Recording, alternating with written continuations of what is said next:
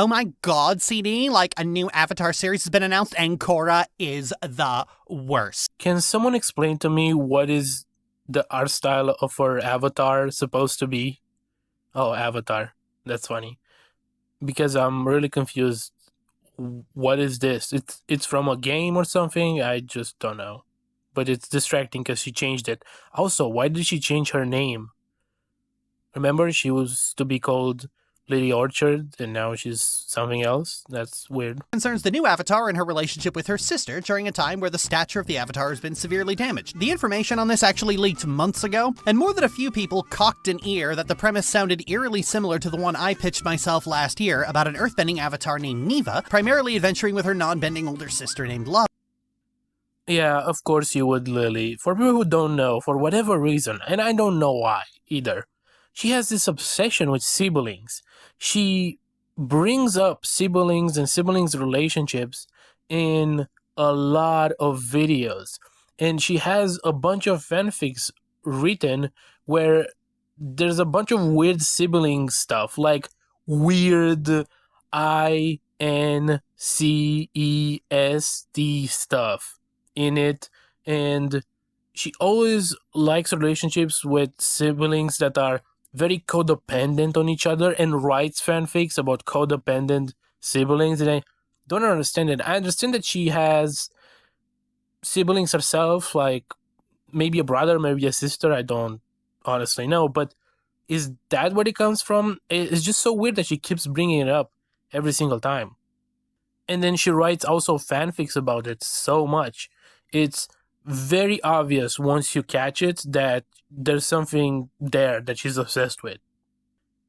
And whose central premise was tearing down the established rules of what it means to be an Avatar story. Hell, according to the leaks, their names are Pavi and Nisha. Either I am weirdly on the same creative wavelength as Pryke, or I am having creative premonition. It is kind of crazy how similar they are. Honestly, at this point, Lily should get royalties. Okay? They stole her whole freaking flow.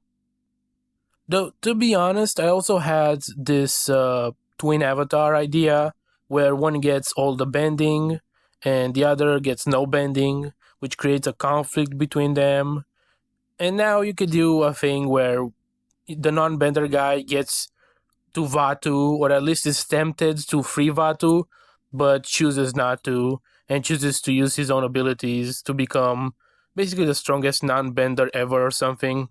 Maybe some callbacks to the Equalists, training with someone that was an Equalist back in the day, so they don't use bending, obviously. But at the end of the day, I would still have the brother and sister, or the brother and brother, or the sister and sister, whatever, be friends and love each other because, they're siblings. But yeah, the idea of Avatar twins or Avatar brother and sister has been a fan fiction in the community probably before even Korra came out. Though, strangely enough, no actual art or visuals have been released. That's likely because there aren't any. Well, we at least know it's animated by Flying Bark, which is an amazing studio.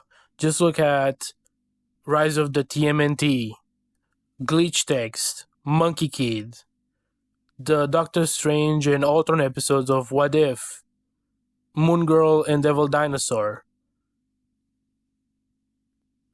I have absolutely no doubt it will look amazing at the very least. I'm putting my full faith in it. I don't even want images or clips released before the trailer because that's how much faith I have. And they could even not have a trailer. They could just have the movie premiere and I would watch it and have full faith that it will look awesome. Actually, Lily, it's like 2 13-episode seasons. Shut up! Shut the fuck up! 13 episodes is not a season. 8 episodes is not a season. 26 episodes is a season. Why does she need to be so violent about this to her made-up character? Like, you didn't have to slap her like that. You didn't have to abuse this made-up character to rage about this thing. 12-episode seasons have been a thing for like 50 years plus at this point. Like, Jesus, Lily. What? Why are you so mad about it? Even if they had art to show, I'm not sure they'd be all that willing to show it anyway, both because Avatar is a series that exclusively features a non-white cast, and you already know how the usual suspects are gonna poison the well. I genuinely don't understand what she's trying to say here. Yeah, characters in Avatar, I don't think any of them are white, so whatever character reveals have ever been in the past or will ever be in the future are non-white characters, so what is this even supposed to be? Is this implying that people would not put non-white characters in their thumbnails? Because it's obviously not true. The Avatar fandom is stupid. This has never really been known for being able to process information in a productive way. Okay, so the Avatar fandom has always been weird about Korra in relation to Aang because woman, dark-skinned, brash and aggressive, you get the idea. Korra can't get away with half the shit Aang was able to get away with because the fanbase ripped her to pieces every single time. I know she says it in a very bitchy way, but she's kind of right. It's the same with a lot of characters, actually, where had they been different races or genders, nobody would put them under such a microscope. And it could happen to reverse, like to a white guy character as well, but that would be from like a different part of the internet. That would be something that Lilly would probably have a problem with. Remember when she made that video about the Owl House, complaining about Amity being white and how she's stealing the spotlight from Luz or something?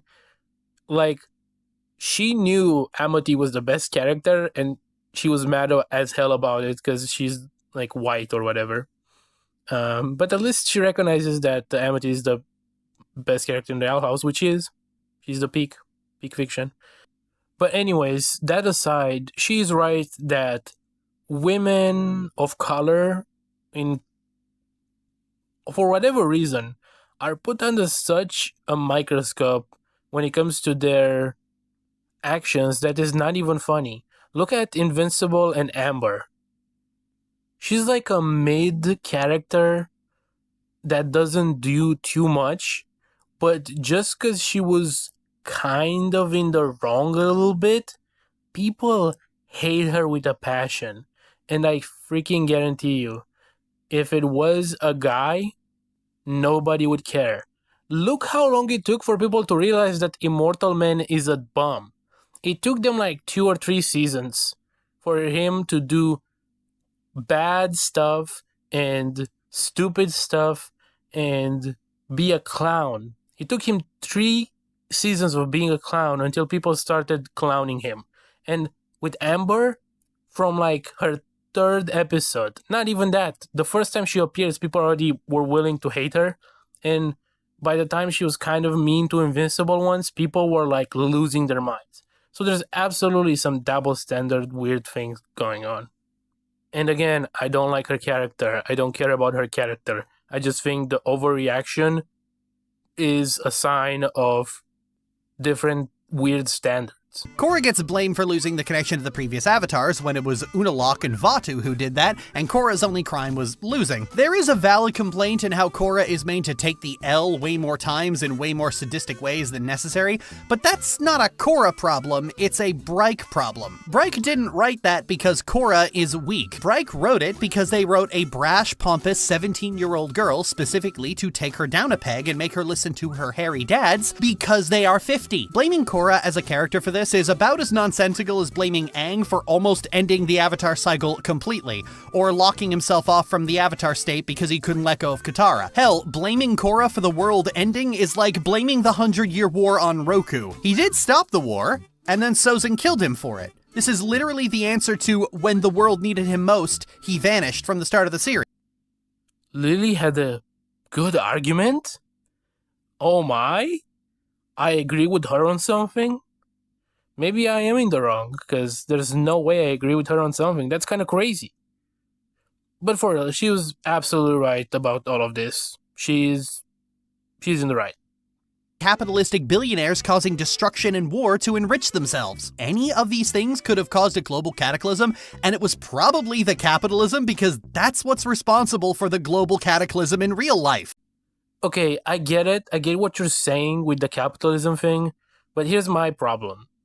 Because China and Russia, or the Soviet Union, have done more damage to the environment than like the United States, for example.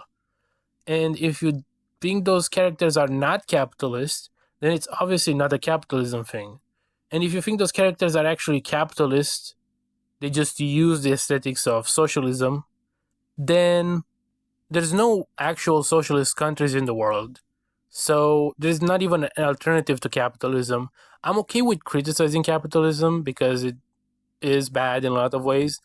But if we don't have anything else, at least let's change capitalism. And this is very political, I know. But I would rather have to change capitalism than destroy it when apparently the best thing we have is also capitalism, but we call it communism. You know, it's like whatever. I don't know why. I just get triggered about the whole capitalism thing. But the general public in the world of Avatar is really fucking stupid. It looks like China, but it acts like America most of the time. Okay, I don't know how to answer to this because this is just kind of some weird Orientalism thing where she thinks that Chinese people are like on average smarter than Americans. I guarantee you, Chinese people and African people and Middle Eastern people and Eastern Europeans are just as susceptible to propaganda, to being stupid as Americans. There's no groups that are like way more intelligent than the others. About everybody, when it comes to a crowd of more than like 50 people, will have a lot of stupid people. I don't think it's a China or America thing. Trust me. The same way some Americans are right now supporting a dictator and they're susceptible to dictatorship propaganda stuff, so are the people in China, and so are the people in Russia, and so are the people in every country in the world. Chinese people being smarter than Americans, it seems like a weird stereotype, if anything. So I think we're all in agreement that blaming Korra for everything out of the gate is just dumb. What concerns me is that despite there being a precedent for the public are stupid, both in Avatar and in real life, people took the Avatar is seen as humanity's destroyer and immediately concluded that Korra did something to fuck up the world. Well, it doesn't concern me, I know exactly where it comes from. Korra is the subject of hyper-Watsonian critique, where almost every single plot event in Legend of Korra is solely blamed on her, even if she is nowhere near it, or if the culprit is very obviously someone else. I'll point it out again, Korra is often called a terrible avatar because she lost her connection to her past lives, but she lost it because Rava was ripped out of her and destroyed. Ultimately, Korra is considered to be at fault for being the victim of violence, which is just really fucked up. I don't understand how you can have that attitude towards a character that they're at fault for the violence inflicted on them. You know, Lily, you're not wrong. And I mean it. Avatar discourse is so terrible, and you've absolutely contributed to it a lot. But you are right about this. But here's where I come with the truth nuke. It doesn't fucking matter.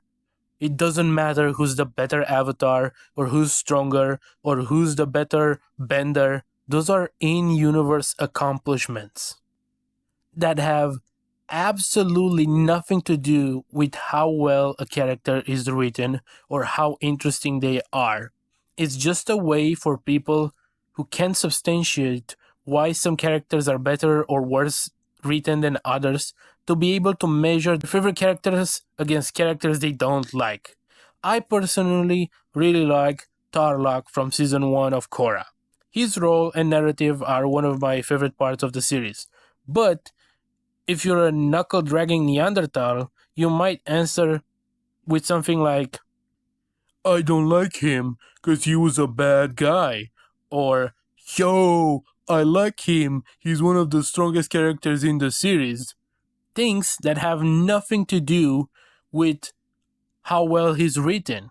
Things that have nothing to do with his impact or interaction with the overall narrative. Things that have no impact on his relationship with the overall narrative of the story. Treating characters as if they're real people or your favorite soccer player is extremely dumb. Korra could be the worst bender, the worst avatar, the worst woman of all time, and she could still be the best character. Those things are not necessarily related. Kuruk was straight up a lazy bastard. It was my fault. If I had been more attentive and more active, I could have saved her. Yo, chill on Kuruk, bro. Chill on Kuruk, okay? He's just like me for real, bro. He just wanna be lazy, bro. Come on, man. I relate, bro. Chill on my goat. Almost all of them are given a team avatar consisting of all their teachers, a token non-bender, and at least 2 animal companions. Why did she say non-bender like that? Like she said it in like a DEI. In here it is the DEI non-bender. The token non-bender, the DEI diversity hired non-bender. Wow. Problem is, fandom takes comfort in the familiar. The problem with this is that it sacrifices creativity for comfortable familiarity. It's rich coming from you, Lily. You literally hate conflict or change of status quo. You literally love My Little Pony because it's an episodic show with small stakes. And the same with every show that you love. You literally hate serialization because it changes stuff. You want things to have a status quo. You love like Family Guy or whatever. But actually, I'm wondering if you even like Avatar. I don't even think you like Avatar, actually. Because the things you hate about it the most are probably the fact that it's serialized. You would love Avatar if it was just episodic. I'm sure of it. You hate when things change. What do I want to see, though? Easy. Given that the story is twofold about the Avatar reuniting with her sister and discovering the mystery behind why she's become so hated, what I want to see is a story that explores those 2 things to its fullest it possibly can. I want it to just be about those 2 things and to do it really well. Don't have Pavi get overshadowed by male characters around her. Let Pavi's relationship with her sister be front and center, and for fuck's sake, don't do a jealousy plot. If you have to emulate one of the old pairs of siblings, you do Mako and Bolin or Sokka and Katara. Do not do Zuko and Azula. We have fucking had enough of that shit. Don't do old shit. Don't recycle the old formula just because it's familiar. I want new things with this. You don't mean that, though. It's not that you don't want them to redo a trope or dynamic. You just gave examples of what you want them to do from dynamics that already exist. You literally just don't want them to have a conflict because you have this obsession with being against any conflict or stakes. And this other obsession with siblings being codependent on each other in stories. You're also very obsessed with that as well. That's why you probably love the idea of siblings main characters, because you have this obsession with it in the first place. Face it, a big reason they blew up the world in the first place was that Bright doesn't want to deal with the existence of the United Republic in 2026 after the twin horrors of the Russo-Ukrainian War and the Gaza genocide. But having it be that the United Republic, along with the ethical voids that our future industries and Varric global industries caused the apocalypse and then blamed Avatar Korra, would just be a natural conclusion, honestly. It would simultaneously deal with the issue of the United Republic's existence by making it apparent that this was always a mistake to form this nation in the first place. It was the primary cause of much of Korra's grief as the Avatar, and was formed by her predecessor's fear of real impactful change. Do I think that's likely to happen? Of course not. This would require a severe progressive shift from Bryke, and I don't think that happened. They're only getting older and wealthier, and those are not ideal conditions to have some kind of great... I don't even know what you're talking about, Lily. Them having a democracy, melting pot, government city was bad because Israel and Gaza and Ukraine and Russia, and then they destroyed it so they don't have to deal with it as like, what? Like, yeah, Republic City came out of a colony of the Fire Nation, but guess what happened? Benders from all over the world came there in a melting pot type situation, agreed to live with each other and with non-benders and a bunch of other stuff in basically harmony. It's nothing like any of those like other conflicts around the world. It's kind of weird to compare them. And it's kind of weird to think that anybody would make the connection outside of like very fringe, far right or far left political people. And I'm sorry, yeah, sorry that the creators of the show are like left wing, but they're not like crazy radical left wing like you are. Like, I am pretty left wing. But Lily, you probably think Bernie Sanders is right wing. Like, you are insanely left wing. The idea that they would become as progressive as you are, and you're not even progressive in a lot of ways, because based on some of your other opinions, you're very weird about it. The idea that the creators of a show have to be as insanely extremist, far left or right as you demand them to be is out of this world, and your lack of self-awareness knows no bounds. Even though you did have a few good points in this video.